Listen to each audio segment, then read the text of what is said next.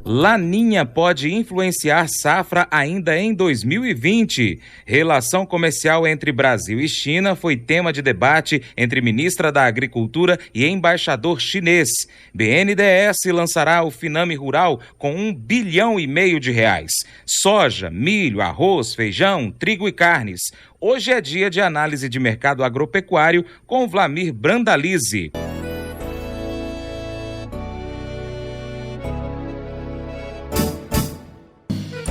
Acordo de manhã para prosear no mundo do campo, as notícias escutar. Vem com a gente em toda a região com o seu programa Paracatu Rural. Tem notícias, informação e o mais importante, sua participação. Programa Paracatu Rural. Programa Paracatu Rural. E nós começamos o seu Jornal do Agronegócio hoje com o quadro Conversa com o Produtor, que destaca o desconto da tarifa rural de energia elétrica que alguns produtores perderam em Minas Gerais na reclassificação da unidade consumidora de energia. Confira os detalhes. Começa agora, Conversa com o Produtor, Sistema Faeng Senar Minas. Bom dia! Muitos produtores tiveram problemas na reclassificação da unidade consumidora de energia e perderam os descontos da tarifa rural. Com o trabalho do Sistema Faeng, a Agência Nacional de Energia Elétrica suspendeu o recadastramento e a CEMIG foi notificada para voltar com a classificação rural. Ouça a orientação da coordenadora de assessoria técnica da Faeng, Aline Veloso. Nas faturas de fevereiro e nas faturas de março, identifiquem que a unidade consumidora voltou a ser rural se houve o ressarcimento do valor pago a mais dessa conta, dessa fatura que veio com a classificação alterada. O Sistema Faeng participará da consulta pública aberta pela ANEEL e apresentará as dificuldades do setor produtivo em todo esse processo do recadastramento e também apresentará a necessidade da manutenção dos benefícios tarifários da energia ao produtor rural. Mais informações no www.sistemafaeng.org.br. Saiba mais com o Sistema Faeng Senar Minas. Você sabia que Minas é o terceiro maior estado produtor de cana-de-açúcar do país? Os 3 maiores municípios produtores são Uberaba, Frutal e Conceição das Alagoas. Até sábado você pode visitar o estande do Sistema Faeng Senar Minas na Expo Inel, no Parque de Exposições Fernando Costa, em Uberaba. Conheça os serviços e programas do Sistema Faeng. Participe do programa, mande a sua dúvida e comentário pelo WhatsApp 31 99239 3136. Até mais! Sistema Faeng Senar Minas, a união e a força do campo. O clima e a agricultura.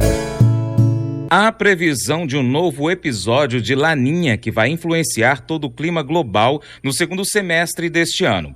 As informações são da Agência Federal dos Estados Unidos, um dos Centros Nacionais de Previsão Ambiental, e fazem parte do Serviço Meteorológico Nacional da Administração Nacional Oceânica e Atmosfera, NOAA. De acordo com a SOMAR Meteorologia, neste momento ainda estamos passando por um verão com neutralidade climática sem El Niño ou Laninha em todo o hemisfério sul. De acordo com os meteorologistas, as projeções feitas para o trimestre junho, julho e agosto já indicam uma enorme área de resfriamento em todo o Oceano Pacífico equatorial, caracterizando este fenômeno.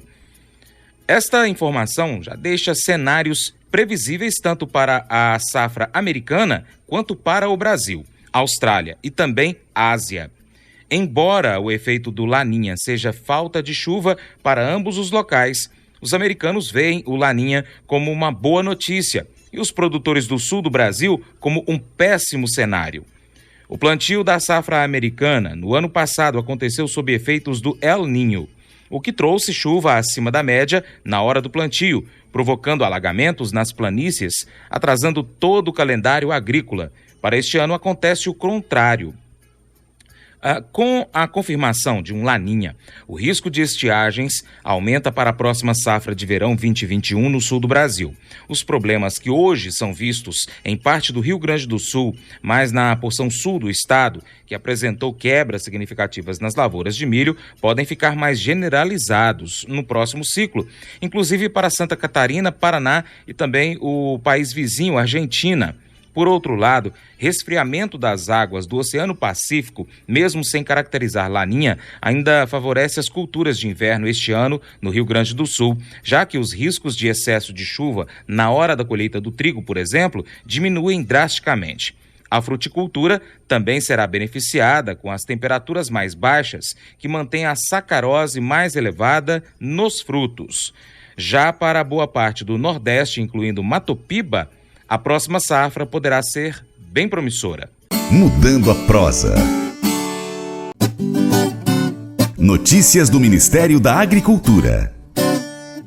A relação comercial entre Brasil e China foi o tema central da reunião entre a ministra da Agricultura, Pecuária e Abastecimento, Tereza Cristina, e o embaixador chinês, Yang Waming, na manhã desta terça-feira, dia 4. Mais informações, confira com Sérgio Pastor, do Mapa, em Brasília. A ministra disse que no encontro foi tratado sobre a parceria comercial entre os dois países. Tratamos mais das relações nossas comerciais, que até onde nós dois pudemos conversar, devem continuar tranquilamente, sem nenhum sobressalto, porque o Brasil é um grande parceiro da China na área de produtos agrícolas. A ministra destacou que a China abriu o mercado para o melão brasileiro e está sob análise a exportação de uva brasileira para os chineses. Então o melão está aberto, os nossos empresários estão fazendo os contatos na China para poder fazer as exportações. E agora, em seguida, nós já começamos a trabalhar o certificado sanitário da uva, que é a próxima fruta que o Brasil quer exportar para a China. O embaixador relatou as medidas adotadas pelo governo chinês em relação ao coronavírus. Tereza Cristina afirmou que o problema está sendo acompanhado de perto, acrescentando que a questão de saúde está sob a coordenação do ministro da Saúde, Luiz Henrique Mandetta. Vamos acompanhar de perto. É muito importante essa proximidade do embaixador conosco para estar sempre nos municiando, mas por enquanto tudo normal.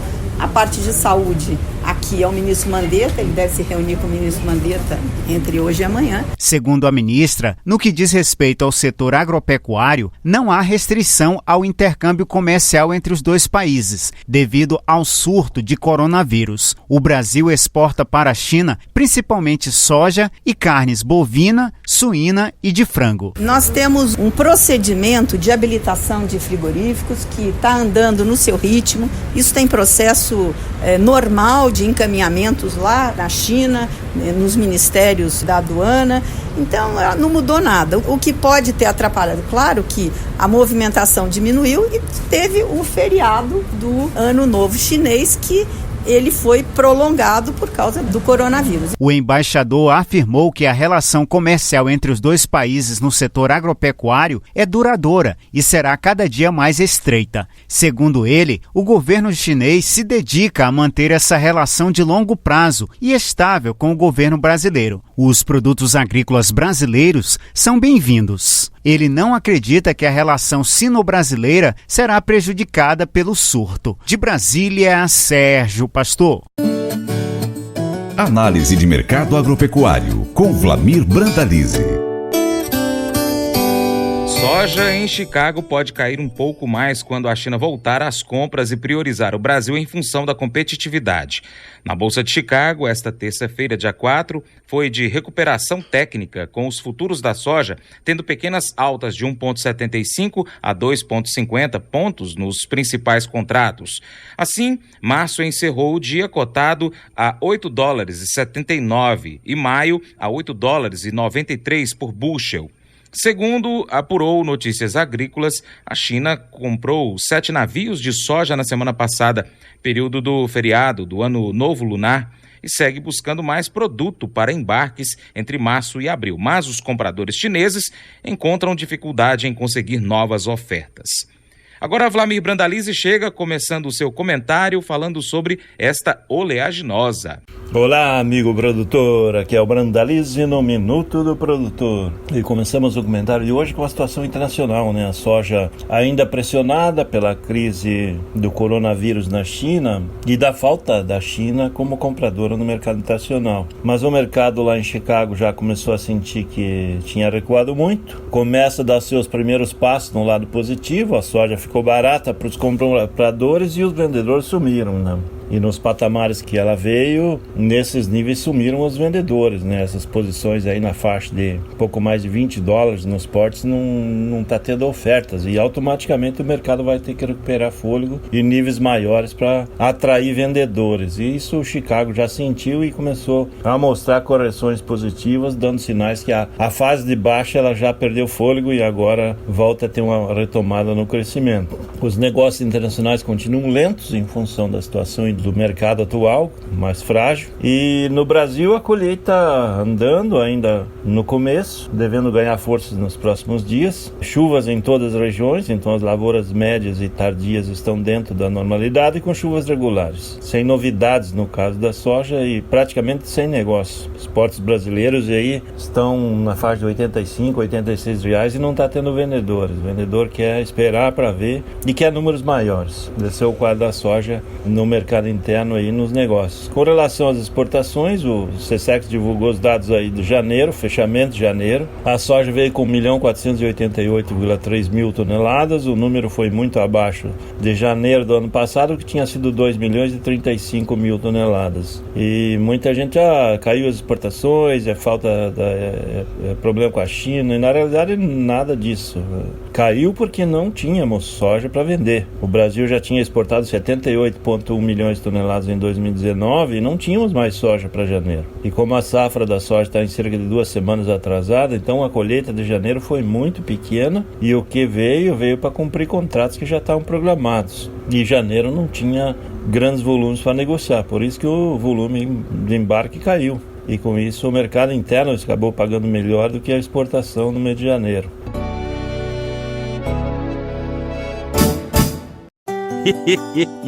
Mas eu vou dizer uma coisa pra você, viu? Se quiser colocar propaganda sua aqui nesse programa, eu vou dizer um negócio, você vai ter um resultado bom demais, senhor. Isso mesmo, é facinho, senhor. Você pode entrar em contato com os meninos ligando o telefone deles, é o 38, é o 991810123, bem facinho. É muito bom porque aí a sua empresa vai sair dentro de um programa que é ligado aí ao homem para a mulher do campo. É bom ou não é, só?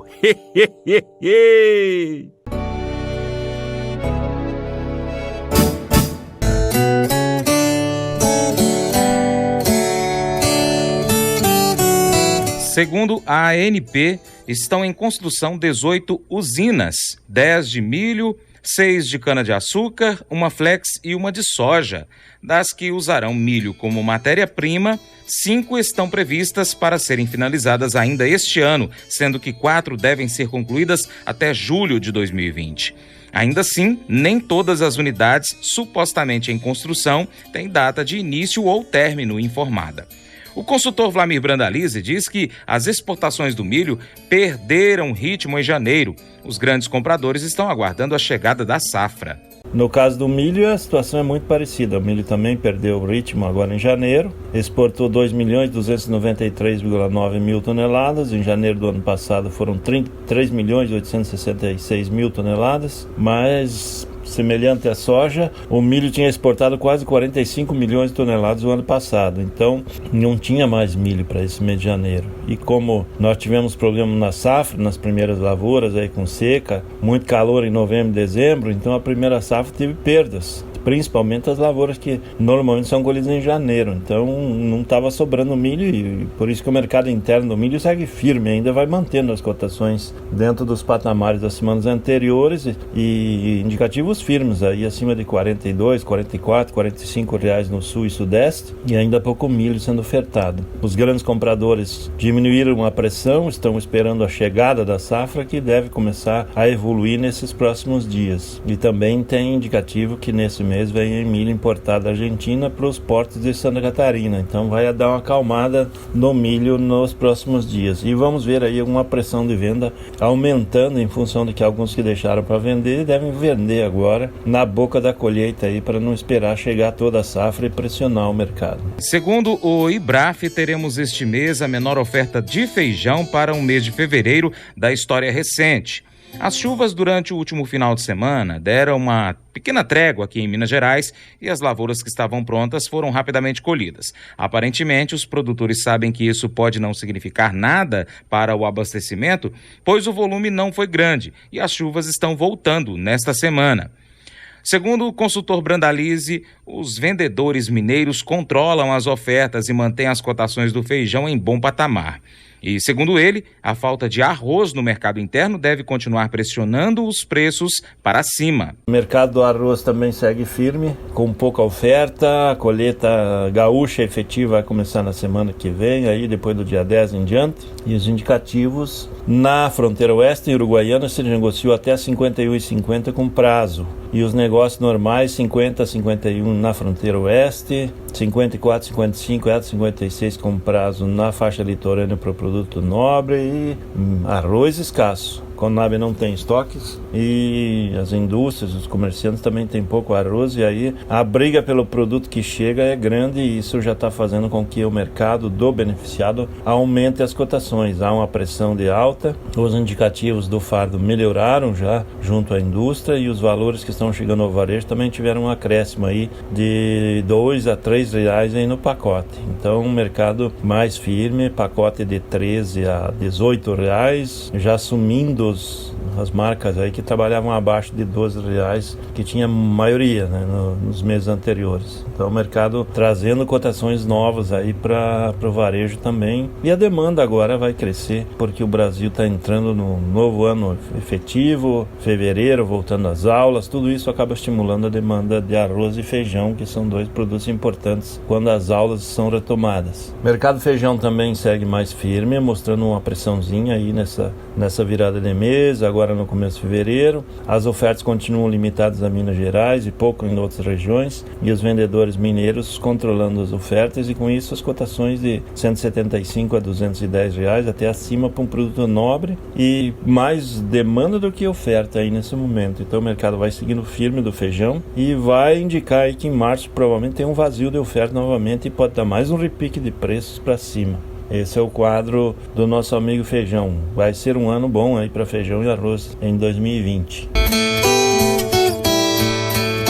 O setor do boi bate recorde histórico para o mês de janeiro nas exportações. O suíno não ficou para trás e também bateu recorde. Frango não bate recorde, mas é o terceiro melhor mês de janeiro da história. No segmento das carnes, aquele pavor da despencada, da derrocada das cotações, das renegociações chinesas, muito barulho, pouco fato e muito boato. O que a gente viu agora é que, fechando o mês de janeiro, o setor do boi já com recorde histórico de exportação para mês de janeiro, com 117 mil toneladas, como a gente já vinha falando. Então bateu o recorde histórico de exportação para o mês de janeiro, a carne bovina. 117 mil toneladas, frente ao recorde histórico anterior, que era 102,4 mil toneladas. O suíno também bateu o recorde histórico de exportação para o mês de janeiro, com 59,3 mil toneladas. O recorde histórico anterior era 54,5 mil toneladas. Então, o suíno também com recorde histórico. O frango foram 301 mil toneladas embarcadas em janeiro, frente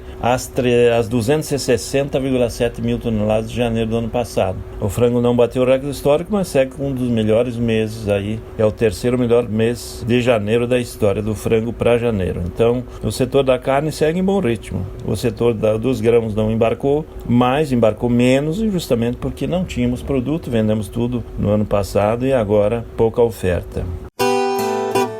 Economia Rural. O Banco Nacional de Desenvolvimento Econômico e Social, BNDES, vai lançar o Finame Rural a partir do dia 10 de março deste ano. A notícia da liberação desta linha de crédito para os produtores rurais e cooperativas soou como um alívio para os representantes do setor de máquinas agrícolas e implementos que já haviam solicitado ao governo federal, através da ABMAQ, Associação Brasileira da Indústria de Máquinas e Equipamentos, um aporte de pelo menos 3 bilhões de reais ao Moderfrota, principal linha de financiamento para os produtores rurais. O Finame Rural terá disponíveis 1,5 bilhão de reais para a aquisição de máquinas agrícolas novas e equipamentos voltados à agropecuária e agroindústria, com taxas semelhantes às do Moderfrota, entre 9% e 10% ao ano, ou 0,7% ao mês. Não há escassez de recursos para o Moderfrota, afirmou Marcelo Porteiro, superintendente da área de operações e canais digitais do BNDES. O Finame Rural pode vir a suplementar eventuais necessidades que o produtor rural tenha em áreas como a inovação ou armazenagem, citou Marcelo Porteiro. Segundo ele, os recursos disponíveis do Moderfrota serão suficientes para atender a necessidade do produtor, enquanto programas como o Inovagro, que é o financiamento para a incorporação de inovações tecnológicas em propriedades rurais, e o PCA, Programa para a Construção e Ampliação de Armazéns, já estão com os recursos esgotados. Para médios e pequenos produtores rurais, as linhas do governo prioritárias, como o Moderfrota, sempre serão as mais acessadas. E o objetivo do governo, com a liberação do Finame Rural, é que de maneira alguma haja interrupção dos negócios, afirmou o chefe do Departamento de Canais de Distribuição e Parcerias do BNDES, Caio Barbosa Araújo. Brandalize comenta essa notícia e ainda o mercado do trigo. Uma boa notícia para o segmento produtivo e para o produtor é que na semana anterior aí o governo havia anunciado que o BNDES ia liberar um adicional de R$1 bilhão aí para compra de máquinas, aí, para financiamento de máquinas para o setor produtivo e os produtores. Agora o governo veio, o BNDES veio e anunciou aí que o volume de recursos será de R$1,5 bilhão a mais para a compra de máquinas. Então o setor vendo mais recursos aí, principalmente para a área de tecnologia, né? Renovação de máquinas, compra de máquinas novas. Isso é muito bom para o produtor que continuará investindo. Então esse é o segmento. E dos grandes grãos, o trigo segue com negócios pontuais, ainda não há grande pressão dos moinhos, que deve voltar agora em fevereiro, mas o mercado segue na faixa de R$800 FOB no sul do Brasil e com pressão positiva e podendo evoluir um pouco mais aí nos próximos dias, porque o mercado internacional agora também está começando a recuperar as cotações que perdeu aí nos dias anteriores. É isso aí, amigo produtor, aqui foi o Brandalize em mais um Minuto do Produtor. Um grande abraço a todos e até o próximo. Cotações. Com fechamento em 3 de fevereiro, dólar para compra 4,26. Soja em grãos, Uberlândia 78, Porto Paranaguá no Paraná 85,13. Arroba do algodão em São Paulo 92,81. Milho seco, Patos 47, Unaí 45, São Paulo R$50,07. Feijão, de acordo com o IBRAF, negócios reportados em Minas Gerais, Carioca de 170 a 190. Arroz em casca, Rio Grande do Sul 50 quilos, 51,22. Café arábica 60 quilos, Guaxupé 470, São Paulo 452,94. Trigo tonelada no Paraná 950,90. Boi gordo, Montes Claros 182, Patrocínio 186, São Paulo 193,45, Paracatu 185. Vaca gorda, arroba Urucuia 170,50. Em Paracatu, R$175. Novilha, não temos o valor, mas temos do Nelore, 8 a 12 meses, no Mato Grosso do Sul, R$1.695,67. Frango congelado, quilo, São Paulo, R$4,78. Suíno vivo em Minas Gerais, o quilo, R$5,49. Ovos, 30 dúzias, no Ceasa BH, R$105. É isso aí. E para continuar recebendo as informações do agronegócio, inscreva-se em nosso canal. Também clique no sininho e compartilhe este vídeo com seus amigos para nos ajudar a trazer muito mais informações para você. Muito obrigado. Programa Paracatu Rural. Programa Paracatu Rural.